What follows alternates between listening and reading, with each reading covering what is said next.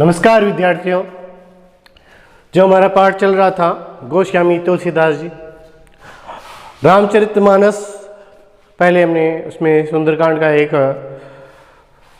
जो कड़वक पढ़ा था, उसके बाद में लंका कांड के जो कड़वक आ रहे थे उन्हीं में से ये अगला कड़वक है। ये पाठ मंदोदरी की रावण कौशिक आपको बताया था कि किस प्रकार से समय समय पर मंदोदरी अब रावण को समझाती है। तो यहाँ फिर एक बार समझा रही है और उदाहरण देते हुए उन राम के बल को बता रही है कि देखो उनके बल की महिमा, बार बार किसी न किसी प्रसंग के माध्यम से राम की शक्ति को बता रही है।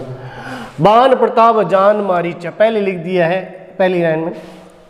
मामा मारीच था, रावण का जो मामा मारीच था, जिसको सोने का हिरण बनने के लिए कहा था और सीता का हरण करने में मुख्य भूमिका निभाने के लिए कहा था। हमको पता है पहले उसने इनकार कर दिया था, तब रावण ने कहा था कि अगर नहीं करेगा तो मरेगा। तो उसने सोचा कि इस दुष्ट के हाथ से मरूं, इससे अच्छा है राम जी के हाथ से मरूं। तो वो भी जानता था कि मैं राम जी के आगे टिक नहीं पाऊंगा, क्योंकि वो बहुत बलशाली है, स्वयं ईश्वर है।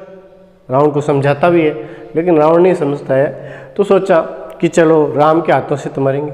तो वो राम के प्रताप को जानता था, किसके बाण कि राम के बाण एक बार निकलने के बाद में छोड़ेंगे नहीं, और समझाता भी है। लेकिन फिर उसने सहर्ष स्वीकार कर लिया मरना, कि चलो राम के हाथों से मरें। तासु कहा नहीं मानो ही नीचा,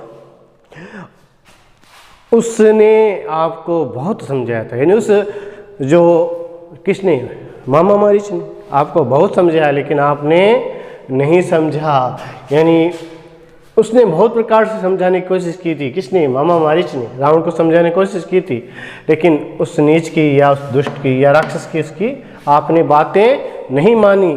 जनक सभा अगणित भूपाला, फिर प्रसंग ये पहला मामा मारीच का प्रसंग कर दिया। दूसरा प्रसंग यहाँ पे क्या है, दूसरा प्रसंग है जनक सभा के बारे में, कि जब जनक सभा चल रही थी, जनक सभा में सीता स्वयंवर है, और सीता स्वयंवर में अनेक प्रकार के राजा आए थे। आसपास के जो अतुलित बलशाली राजा थे आसपास के, वो सभी आते हैं सीता के स्वयंवर में। रहे तुम बल अतुल विशाला, तुम भी तो अतुलित बलशाली वहाँ मौजूद थे। अर्थात रावण भी तो सीता स्वयंवर में जाता है कि तुम भी वहीं मौजूद थे। अनेक प्रकार के बलशाली राजा भी वहाँ मौजूद थे और तुम भी वहाँ मौजूद थे। तुम्हारा जो अतुलित बल है वो वहाँ मौजूद था, तुम अपनी ताकत लेकर गए थे। क्या हुआ, भंजी धनुष जान की व्ययी, लेकिन क्या हुआ, राम ने क्या किया, भगवान श्री राम ने धनुष को तोड़ा है और सीता का विवाह कर लिया। तब संग्राम जीते कि तब तुमने युद्ध क्यों नहीं किया, तब युद्ध संग्राम क्यों नहीं किया। उसी समय राम को हराकर सीता का वर्ण कर लेते, या सीता से विवाह कर सकते थे, तो धनुष तोड़कर विवाह कर सकते थे, सीता को जीत सकते थे। उसी समय तुम गए थे, वहाँ मौजूद थे, लेकिन तुमसे तो धनुष भी नहीं उठा। यानी तुम कहाँ कैसी बातें कर रहे हो, जिस धनुष को तोड़ने के लिए तुम गए थे वो धनुष उठा तक तुमसे नहीं। तो इस प्रकार से प्रसंग की बात हो रही है। फिर तीसरा प्रसंग है सुरपति सुत जाने बल थोड़ा। सुरपति है, सुरपति मतलब देवराज इंद्र का जो पुत्र है जयंत, याद रखना उसका नाम है जयंत। उस जयंत की बात कर रहे हैं कि सुरपति सुत जाने बल थोड़ा, राखा जेत आंख गई फोड़ा। एक प्रसंग इसमें बताया कि राम और सीता का जो प्रेम चल रहा था, जो वाटिका में उपवन में बैठे हुए बातें आपस में बातें कर रहे थे। तो ये जो जयंत है, देवराज इंद्र का जो पुत्र है, उसने सुना कि ये भगवान राम है, इन ईश्वर है। अब वहाँ उनकी परीक्षा लेने देखने के गया, लगा ये तो साधारण मनुष्य है, ये तो ईश्वर नहीं हो सकते हैं, भगवान नहीं होते हैं, विष्णु के अवतार नहीं है। इस प्रकार से उसने सोचा और कौवे का रूप धारण कर लिया और सीता माता के पैर में चोंच मार डाली। अब क्या हुआ, खून आने लगा। ये देखते भगवान क्रोधित होते हैं। उसमें पास में एक तिनका पड़ा था, उसको तिनके को सांधा उसकी तरफ और तिनका छोड़ दिया। अब वो तिनका जयंत के पीछे, जो कौवा बना था जयंत, उसके पीछे पीछे लग गया। जहाँ जयंत जाता उसके पीछे वो तिनका आता लगा उसे कि अब ये नहीं छोड़ेगा। देवराज इंद्र के पास गया, ब्रह्मा शिव जी के पास में गया, लेकिन किसी ने कहा भाई तूने जिसका पाप किया वो तो अब छोड़ेंगे नहीं, स्वयं तेरी मृत्यु निश्चित है। तब वो नारद जी के पास में जाते हैं। नारद जी उसे कहते हैं कि जाकर राम से क्षमा मांग ले, सीता माता से क्षमा मांग ले, तभी तुम बच सकता है। तो वापस वो उसी जगह आता है और सीता माता से राम से क्षमा मांगते हैं। तो कहते क्षमा तो कर दिया था, जीविता तो रख दिया, यानी जीवित तो रख दिया, आँख गई फोड़, लेकिन उसकी आँख फोड़ दिया, अर्थात एक आँख से काना कर दिया, क्योंकि वो कह दिया बाण तो निकल गया, वो तो लगेगा, तब उसकी एक आँख फोड़ दी जाती है, अर्थात दंड दिया है। वो बाण, उस बाण का महत्व जानता है, भगवान राम के बल का महत्व जानता है कि किस प्रकार से कितने अतुलित बलशाली है, ये जयंत जानता अच्छी तरह से। यहाँ पर 1 2 3 चौथी बात की है, सुनपंख सूर्पनखा के गति तुम देखी, तत्व हृदय नहीं लाज विशेष। चौथे प्रसंग आया सूर्पनखा का। आपको पता है जब चित्रकूट में कुटिया बनाकर रहते हैं, वहाँ पर पहले सूर्पनखा जाती है, उन दोनों युवाओं को यानी राम और लक्ष्मण को देखकर मोहित हो जाती है और उनसे विवाह करने के लिए आतुर हो जाती है। पहले राम के पास में जाती है, राम तो कहते थे मैं तो सीता के साथ में हूँ, मैं तो पत्नी व्रता हूँ, मैं तो एक ही पत्नी का नियम धारण रखा है, इसलिए दूसरी शादी नहीं कर सकता। तो कहा मेरा दूसरा भाई यही है, भाई बैठा है, उससे बात करो। वो लक्ष्मण से जाकर कहती है, तो लक्ष्मण ऐसी बातें करने पर यानी कपटपूर्ण व्यवहार करने पर वो उसी समय काट देता है कि उल्टा तो ऐसी बातें करती है, तो उसी समय उसकी नाक काट दी जाती है। पहले वो अपने खरदूषण को लाती है, वो ही मारे जाते हैं, यानी खरदूषण जैसे राक्षसों को लेकर आती है तो वो भी मार जाती है। अर्थात कहने का मतलब है तुम्हारे पास भी आई थी, रोती रोती आई थी, देखा ना उसकी हालत क्या थी। अर्थात तुमने ये देख लिया, तुमने हृदय से देखा है, फिर तुम्हें लाज नहीं आती है कि देखो मेरे सामने मेरी बहन की ऐसी हालत होगी, फिर भी तुम बदला ले सके क्या? नहीं ले सके। अर्थात तुम उस समय युद्ध करके जाते, राम और लक्ष्मण से युद्ध करते हैं, लेकिन तुमने क्या किया? सीता का हरण कर लिया, कायरों जैसा काम कर लिया।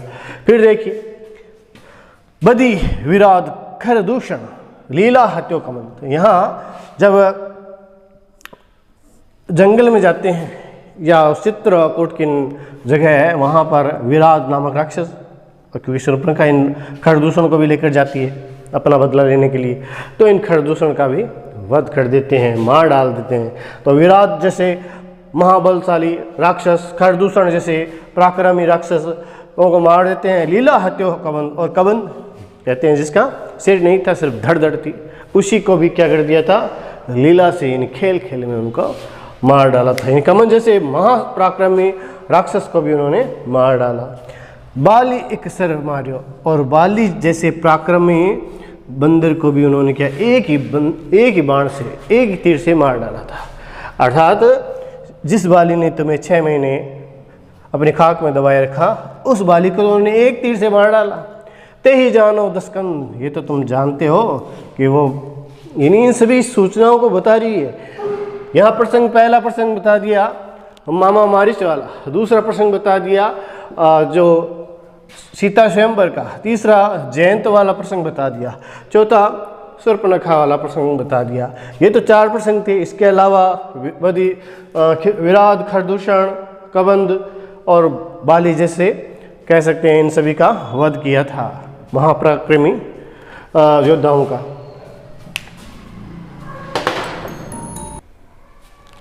देखिए फिर वापस मंदोदरी उन्हें समझाती है।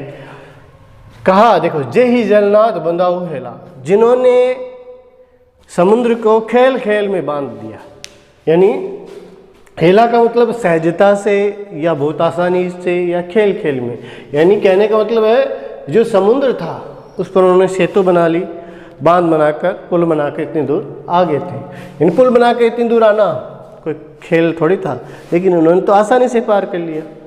उत्तरे प्रभुदल सहित सुबेला, और अपना जो दल बल था यानी वानरों की जो सेना थी उसके साथ सुबेल पर्वत या दूसरा नाम ले सकते समुद्र के तट पर, यानी श्रीलंका के समुद्र के तट के पास में आ गए हैं।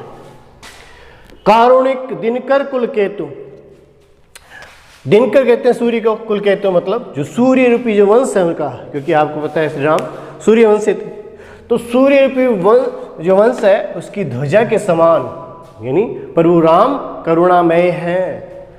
दूत पठाओ तब हित हेतु, आपके लिए क्या किया उन्होंने, अपना दूत भेजा, यानी आपके भलाई के लिए उन्होंने अपना दूत भेजते हैं कि ताकि कोई किसी प्रकार की जो संशय वो दूर हो जाए।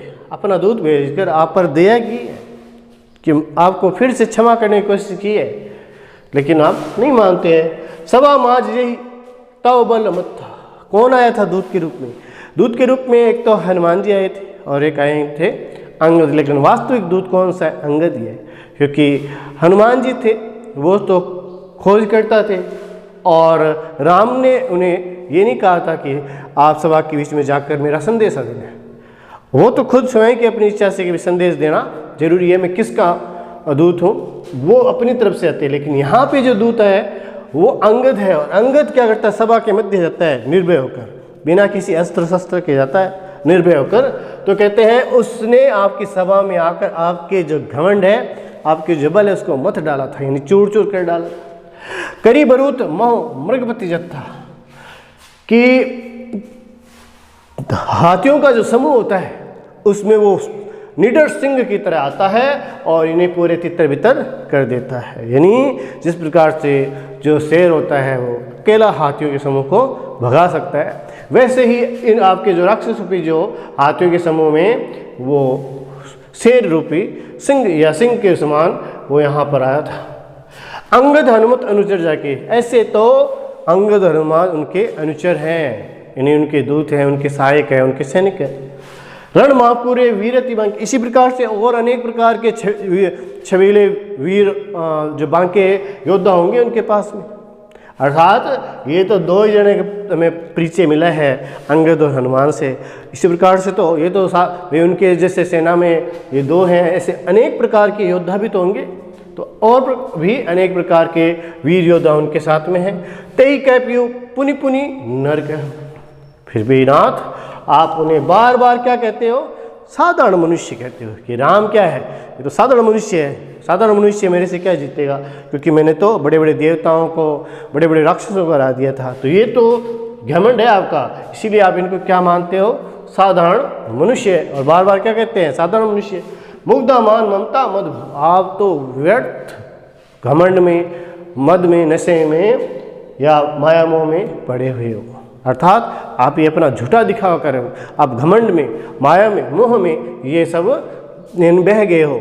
अहे कंत कृत राम विरोध, हे नाथ आप राम का क्यों विरोध कर रहे हो? अर्थात राम का विरोध क्यों कर रहे हो? क्योंकि काल विवश मन उपजे न बोधा, क्योंकि आप काल के वशीभूत हो गए हो, इसीलिए आपके हृदय में कोई विचार, कोई विवेक उपज ही नहीं रहा है, आपको कोई उपाय सूझ ही नहीं रहा है। आप तो जाकर राम से युद्ध करना चाहते हो, अपने काल को स्वयं बुलाना चाहते हो।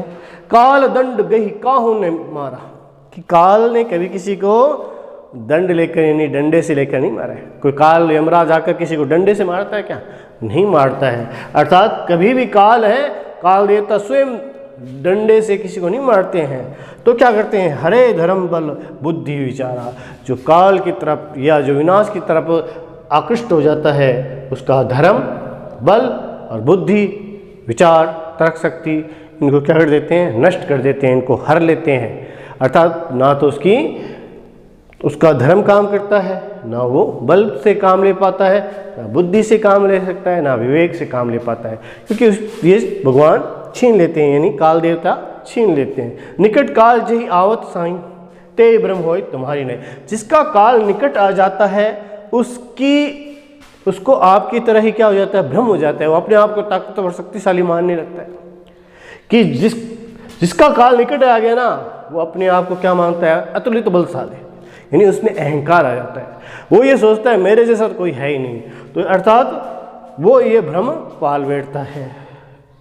दुई सुत मरे, आपको पता है अक्षय कुमार और मेघनाथ दोनों पुत्र उसके मारे गए हैं। तो ये कहते हैं आपके दोनों पुत्र तो मारे गए हैं। दहे ऊपर, और जो आपकी लंका नगरी थी वो क्या हुआ?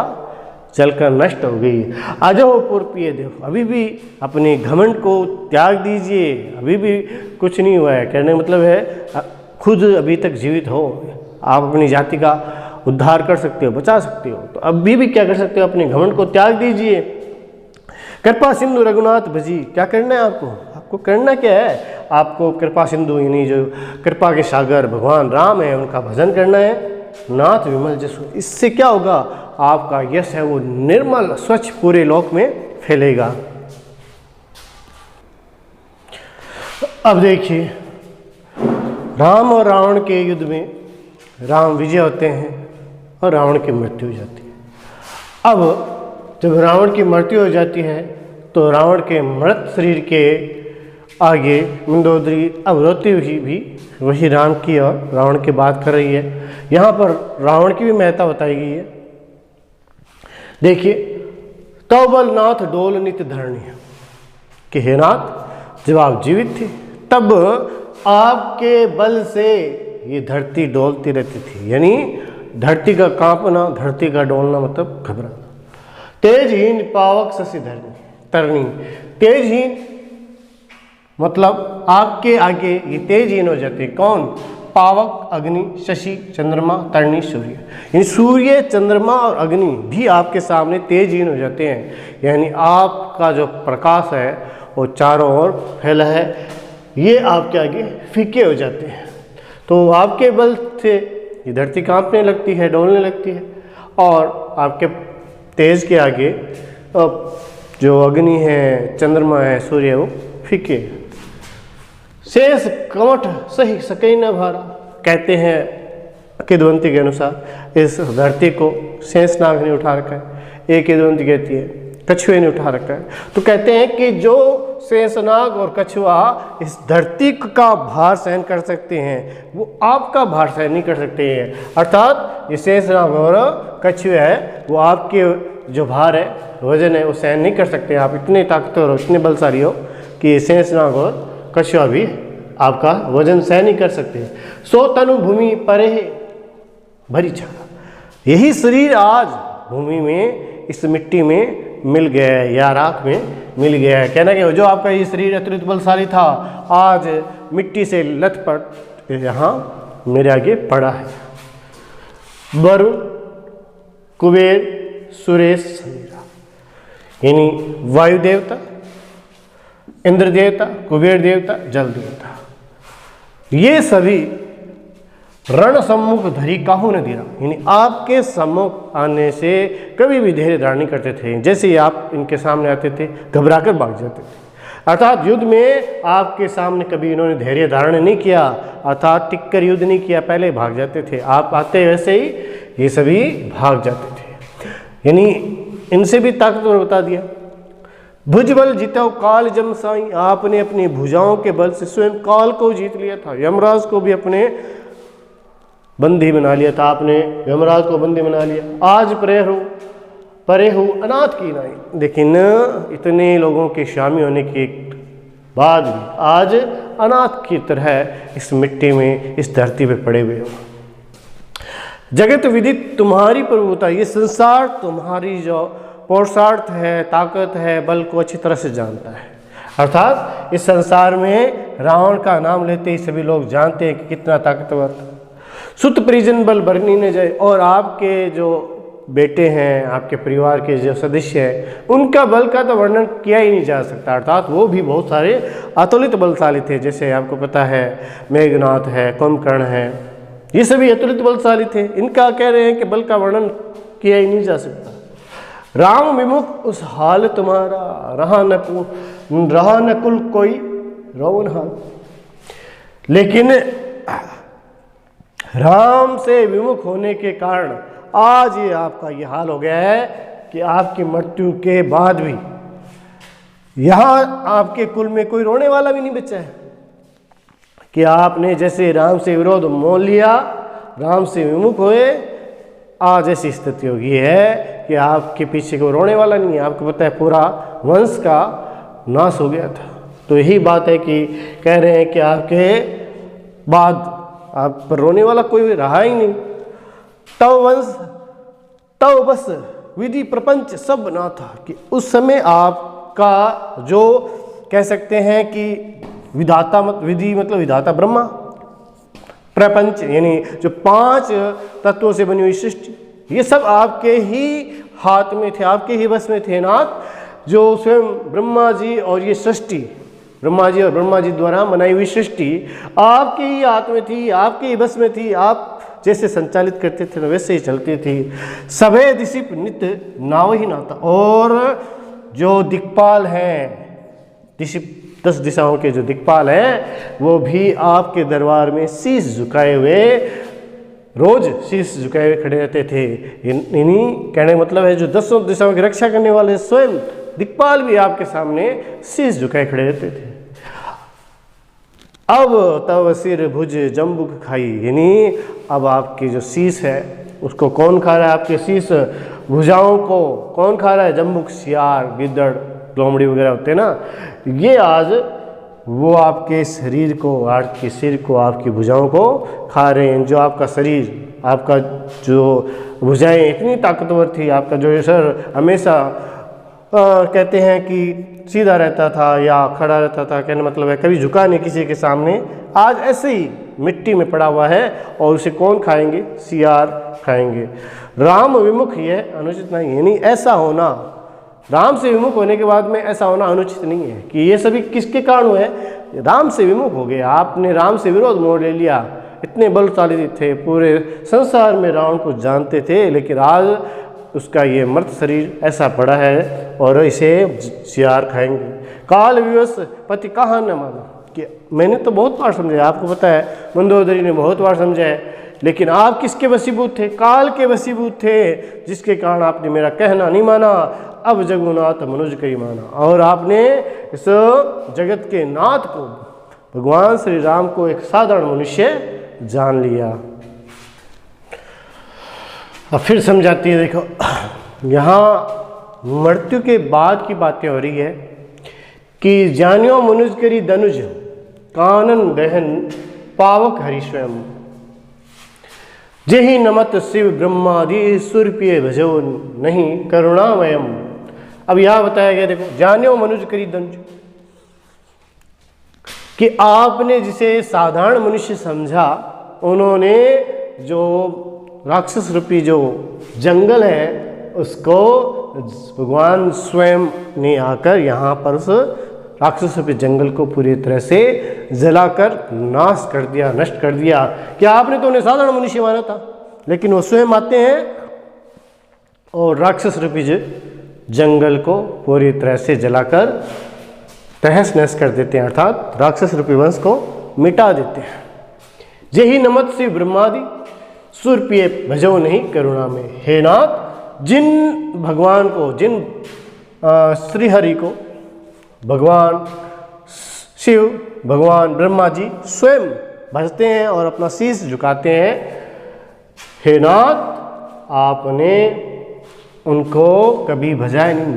यानी देवता लोग, ब्रह्मा जी, शिव जी, सभी उनको अपना कहते हैं, नमस्कार करते हैं, शीश झुकाते हैं अपना, लेकिन आपने उनको भजाई नहीं, उन करुणा में राम को भजाई नहीं। आजन्म ते पर दुर्होरत पापोग में तब तनु अयम।